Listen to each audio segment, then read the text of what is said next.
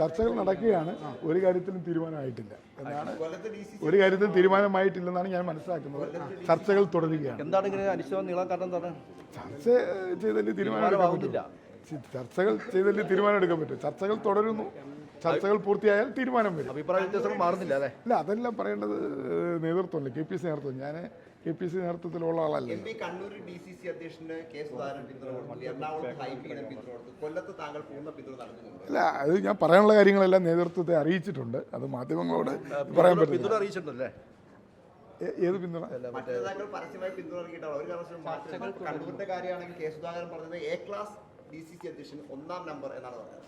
മാറ്റരുത്. കൊല്ലത്തിന്റെ കാര്യത്തിൽ അങ്ങനെ ഒരു തീരുമാനം, അങ്ങനെ നിലപാടങ്ങിയിട്ടുണ്ടോ? കൊല്ലത്തിന്റെ കാര്യത്തിൽ എൻ്റെ അഭിപ്രായം, ഞാൻ KPC അധ്യക്ഷനെയും പ്രതിപക്ഷ നേതാവിനെയും അതുപോലെ തന്നെ AICCയുടെ സംഘടനാ ചുമതലയുള്ള ജനറൽ സെക്രട്ടറിയും അറിയിച്ചിട്ടുണ്ട്. അതോടൊപ്പം തന്നെ കൊല്ലത്തിൻ്റെ MP ആയ, കൊല്ലം ജില്ലയ്ക്കകത്ത് വരുന്ന KC വേണുഗോപാൽ, ഒരു പാർലമെൻറ്റ്, ആലപ്പുഴ പാർലമെൻറ്റ് മണ്ഡലത്തിൻ്റെ ഒരു അസംബ്ലി സെഗ്മെൻറ്റ് കരുനാഗപ്പള്ളി വരുന്നത് ആലപ്പുഴയാണ്. അപ്പോൾ അദ്ദേഹത്തിൻ്റെയും കൂടി ഒരു പാർലമെൻറ്റ് മണ്ഡലത്തിൻ്റെ ഭാഗമാണ്. അതുകൊണ്ട് തന്നെ ഈ KC വേണുഗോപാലുമായിട്ടും സംസാരിച്ചിട്ടുണ്ട് കൊല്ലത്തിൻ്റെ കാര്യത്തിൽ. എന്താണ് സംസാരിച്ചതെന്ന് പറയാൻ പറ്റത്തില്ല. അതെല്ലാം നേതൃത്വത്തെ അറിയിച്ചിട്ടുണ്ട്. ഇല്ല, ഞാൻ അങ്ങനെ മാധ്യമങ്ങളുടെ മുന്നിൽ കമൻറ്റ് പറയത്തില്ല. നിങ്ങളുടെ കമൻറ്റ് പറഞ്ഞാൽ നിങ്ങൾ ഇത് ടെലികാസ്റ്റ് ചെയ്യുമ്പോൾ അതിൻ്റെ അടിയിൽ വരുന്ന കമൻറ്റ് ഓർത്തിട്ടാണ്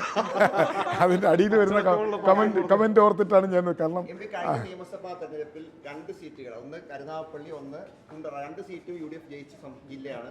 അപ്രതീക്ഷിതമായ വിജയങ്ങളായി കണ്ടെടുത്തു. കാരണം അതിന് മുൻപൊന്നും കൊല്ലത്തൊന്നും അങ്ങനെ തേരോട്ടം ഉണ്ടാക്കാൻ പാർട്ടി കഴിഞ്ഞിട്ടില്ല. എന്താണ് അപ്പൊ അങ്ങനെ വരുമ്പോൾ ഒരു പുതിയ ഊർജ്ജസ്വലനായ DC അധ്യക്ഷനെ വെക്കേണ്ടതല്ലേ? അല്ല, ഇത്തവണ 11 സീറ്റിലും വിജയസാധ്യത UDFന് കൊല്ലത്തുണ്ട്. 2 സീറ്റ് മാത്രമല്ല, ബാക്കി 9 സീറ്റിലും UDFന് നല്ല വിജയസാധ്യത കൊല്ലത്തുണ്ട്. അതെല്ലാം ഞാൻ പറഞ്ഞിട്ടുണ്ട് മാധ്യമങ്ങളുടെ മുന്നിൽ പറയുന്ന. തീർച്ചയായിട്ടും പട്ടികവർഗ വിഭാഗങ്ങൾക്ക് മതിയായ പ്രാതിനിധ്യം നൽകണമെന്ന് ഞാൻ ആവശ്യപ്പെട്ടിട്ടുണ്ട്. അത് ആ കാര്യം അവർ KPC പ്രസിഡന്റിനെയും പ്രതിപക്ഷ നേതാവിനെയും അതുപോലെ ദേശീയ നേതൃത്വത്തെയും ബോധ്യപ്പെടുത്തിയിട്ടുണ്ട്. മുൻകാലങ്ങളിൽ KPCC ഭാരവാഹികളെ തീരുമാനിക്കുമ്പോൾ മതിയായ പരിഗണന കിട്ടിയിട്ടുണ്ട്. പക്ഷേ മറ്റുള്ള വിഭാഗങ്ങൾക്ക് ലഭിക്കുന്ന പരിഗണനയുമായി താരതമ്യം ചെയ്യുമ്പോൾ SC ST വിഭാഗങ്ങൾക്ക് മതിയായ പരിഗണന ലഭിച്ചിട്ടില്ല എന്നുള്ളത് നേതൃത്വത്തെ ബോധ്യപ്പെടുത്തിയിട്ടുണ്ട്. അത് പരിഹരിക്കാമെന്ന് ഉറപ്പ് നൽകിയിട്ടുണ്ട്.